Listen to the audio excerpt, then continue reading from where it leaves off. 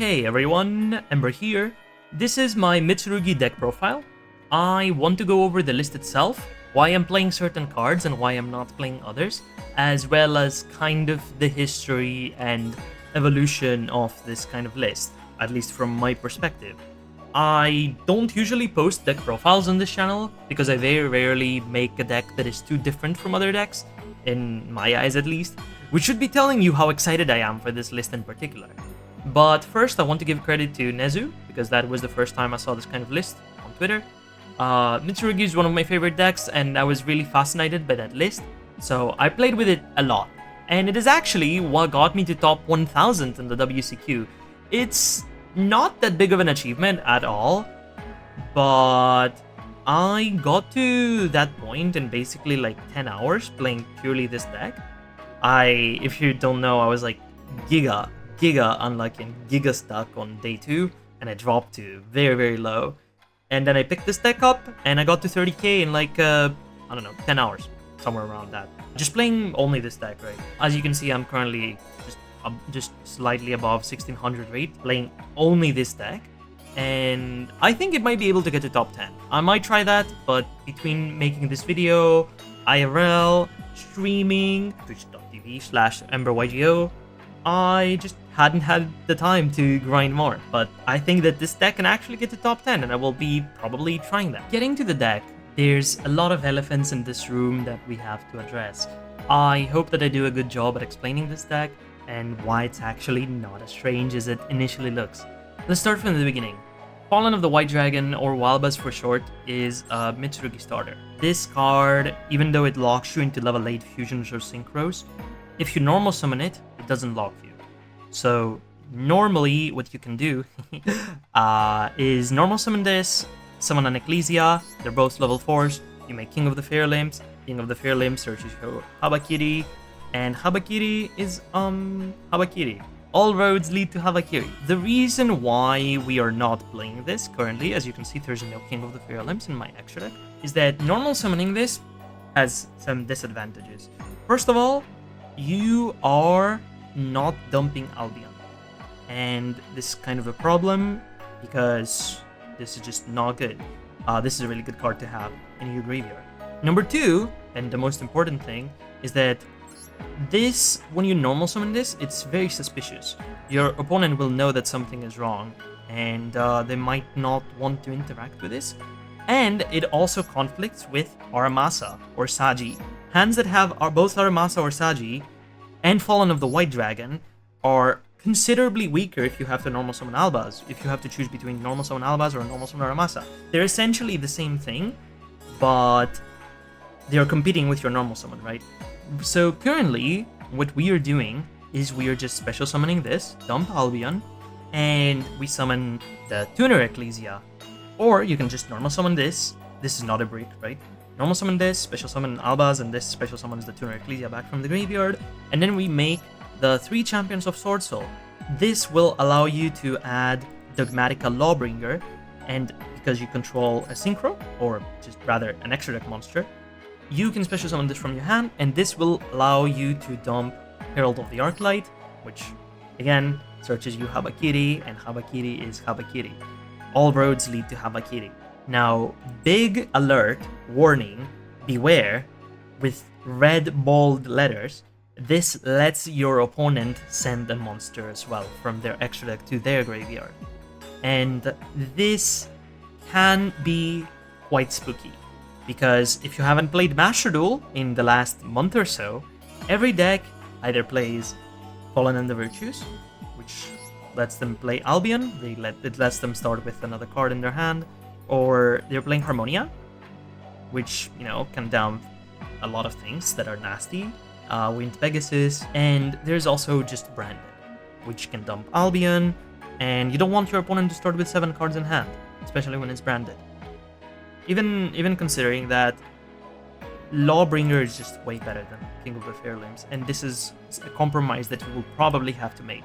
Feel free to experiment with both, but this is just what I prefer. I found this is just way easier to use and way better. But yeah, I'm just telling you both of the options, and you know, feel free to copy this and try both, and you know, see what works better for you. Then after that, there is the deck count. I tried, guys. I really tried, but every time I tried to make this deck smaller, it just kept getting bigger instead. This started as a 42 card deck, which is quite standard for any Mitsu list, especially if you have other side engines like Yugioh or Fiendsmith. Normally, those decks are a little bit bigger than 40 cards. That's just the way this deck is. But this deck's complete inability to play around draw is what is making me want to play more cards. There are multiple reasons to play a deck that is closer to 40 cards. One of them is that you get to see your starters more often, your good starters more often. Things like pre-prep, things like your Habakiri. The other reason, which is more specific to Master Duel, is that you get to see your maxi outs and your Hua loss outs by extension more often, as well as your draw outs, right? But mostly those two, right? The thing is that this deck is actually quite good at playing through Fua completely. You can just ignore this. Well, you don't ignore this, right? But you give your opponent either 2 draws or 3 draws to go full combo. I'm pretty sure you can give your opponent just 2 draws and you can also end on IP. I might be wrong on that, but Fua loss is very easy to play around. Maxi is a little bit more tough, but with certain hands you are able to make a satisfactory half board. That's just the way Maxi is. This deck is a lot better than playing around Maxi than other decks. But with those out of the way, right, the draw just obliterates this deck. You're just completely dead. So instead of optimizing for Maxi and Fua, which we are playing maximum outs, and the only way to optimize for that is to just play closer to 40, we are optimizing for draw outs. And draw outs, we can play more. Right, we can play the draw, we can play the crossout, we can play Instant Fusion. Instant Fusion, if you're wondering why this is here, it summons Millennium Ice Restrict, and Millennium Ice Restrict can negate the draw. We don't talk about what we do if they have a second draw, but that is the case with both crossout. And since this deck started getting a little bit more fat, I decided to add Lamia as well, because we were missing like just a little bit consistency, and so I decided to just add Lamia and the second copy of Aramasa. And since the deck started getting even more thick, I decided to add Wosu and Magatama. The main weaknesses of those cards is that, you know, they're just not Habakiri, and they're just good options, but you very rarely want to see them in your opening hand. The good thing is that because we're playing a thick deck, we are most of the times just going to be searching for those, and they're not going to be in our hands like very often, which is quite good. I will tell you, those cards, if you try this deck yourself, those cards, Wusu and Magatama, they are not needed at all for any combos or anything like that. In practice, you will find some use for them. They are incredibly useful cards though. Incredibly useful. They have won me multiple games, and I just think that it's worth it. But if you play this deck, if you try this deck out for yourself and you don't like either Wusu or Magatama or both, you don't have to play them. Then after that, there is that we're missing some cards that are staples for Mitsu. Number 1 is Shifter. Shifter is a really good card. Some would say too good. Unfortunately, Shifter does have a lot of conflicts with this deck. First of all, Fallen of Albaz, Fallen the Virtues cannot send because it sends for cost. So this is just a brick. Albaz cannot special summon itself, number 1. But even if you normal summon this, because you are bridging with this and you send Arclight, you will not be able to play if this is your only starter. Other than that, there is also the fact that Futsu will not be able to... You will not be able to use Futsu in your end board because this does not summon anything from the graveyard, right? And there's also the Harmonia. Harmonia, even though it does pop, you are allowed to activate all of this. It is basically demoted to just a Ghost Ogre that you can use under Shifter, which sometimes it can be okay. It's just a little bit better. It's a little bit better than a Ghost Ogre. It's not that bad. But you can't do this effect, right? Send one revealed monster to the graveyard. Most of those cards need to be sent to the graveyard, right? Arclight, Malong, Lulua, all of those need the graveyard. So you for all of those reasons combined, we are not playing Shifter. And the other card that we are not playing is Impulse. Dominus Impulse. Do not look at my overframes, I don't have any. But Impulse is also a really good card. However, I decided to cut it because since we are playing Lawbringer and the Sword Soul Synchro, this has a lot of conflicts with Impulse. And I have found that a lot of the times I will stop my opponent with Impulse and I will not be able to play the game. And so, you know, for the rest of the game, this makes your deck considerably weaker. So I decided to cut it. And so when I was looking at replacements, I thought, okay, what is another good hand trap, right? We are replacing a hand trap. What do we replace it with? Meet Dogmatika Fleur-de-Lis, the Thunderbolt. This card is quite good. It's okay. It's not bad. If you have not read this, what this does, during the main phase, if a monster special summon from the extra deck is on the field, this counts your monsters as well, by the way. You can special summon this card from your hand. This is a quick effect. If this card is special summoned from the hand, you can set a Dogmatika trap from your deck. Do not look at the rest of the Dogmatika cards. The Dogmatika traps, they're all poo-poo. And I mean this in the nicest way possible. The only trap that you need is Dogmatika Punishment. And the good thing about this is that we are already playing punishment targets. We are playing a lot of cards because we're playing FNV and Harmonia. So this can dump a lot of cute cards like Malong, Arclight, or sorry, sometimes it can dump Arclight, but you can also dump the Dragon that Devours the Dogma, which will search you in the end phase Lawbringer, and Lawbringer, and if your opponent controls an extra deck monster, keep in mind this does lock you out of the extra deck for your turn as well, but if you get Lawbringer, you might be able to play the game if you don't have any other plays. So, in essence, this is basically Harmonia. This is just Harmonia from Temple. Okay, this is just, instead of Vidralis Harmonia, this is Fleur-de-Lis Harmonia. It's not great, but, you know, it does fulfill the niche that kind of like Dominus Impulse had. And unlike Dominus Impulse, this only makes your deck worse for, well, one turn, not for the rest of the game. Which, the games do go for quite long, sometimes. Also, if you go Impulse, again, like, this lock, you are not allowed to play the game if you open the White Albaz starter, because you can't go into the Sword Soul Synchro, this is a light, and you also can't, even if you hard open Lawbringer, you can't do that because this is the light. So yeah, it's this card is very, very cute. It's literally just Harmonia. And lastly, why would you play this deck over any other deck, right? Why would you play this over Ryzel Mitsu, or any other Mitsu variant for that matter? Cool Tune, Branded, all of those decks, they are very comparable, right? But this deck can be described basically as good card slot. Ryzel Mitsu, if you compare this to Ryzel Mitsu doesn't get to play Super Poly, I believe. And most importantly, you don't get to play Harmonia, I believe. Now, Branded, you get to play both Super Poly, but you don't... Harmonia is just very hard to make work in Branded. You have to make your deck significantly worse. Your extra deck, rather. And the lock is also not trivial. Yeah, you can't play Harmonia. And also, Branded is a deck that does struggle against FTK decks and pseudo FTK decks because you don't play too many hand traps. You are not incentivized to play too many hand traps. So it's very sad that we have to talk about this, right? FTKs, but that is a topic for another video, maybe. But yeah, you are kind of weak to getting FTK'd.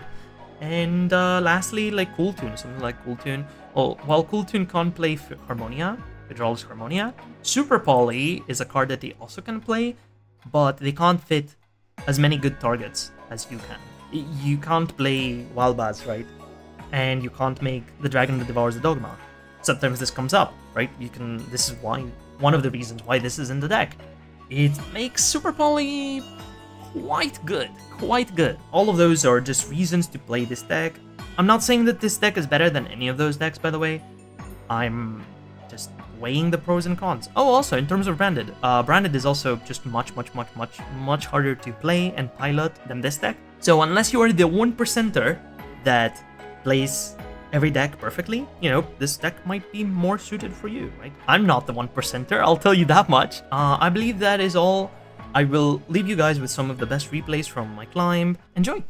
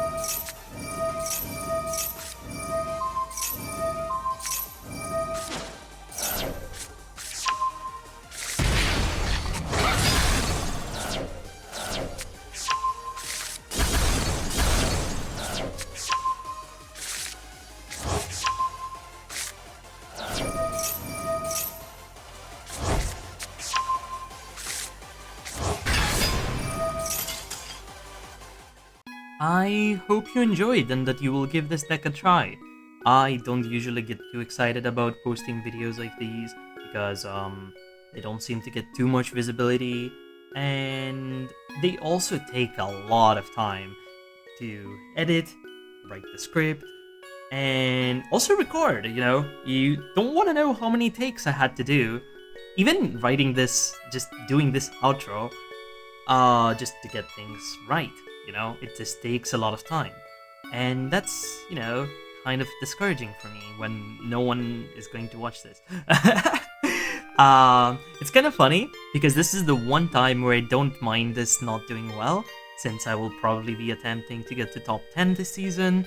And if your opponent doesn't know how something like this works, it works better for me. We're not that far off from top 10, but, yeah. Consider leaving a like and comment down below. Let me know your thoughts on this, if there's some other technology for this deck that I'm not aware of. And most importantly, consider following me on twitch.tv/EmberYGO.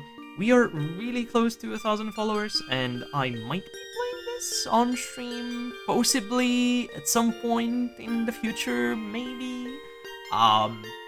It's kind of hard to focus when I'm streaming, so maybe not try harding, but yeah, that's it for me. Bye bye guys, stay safe, take care.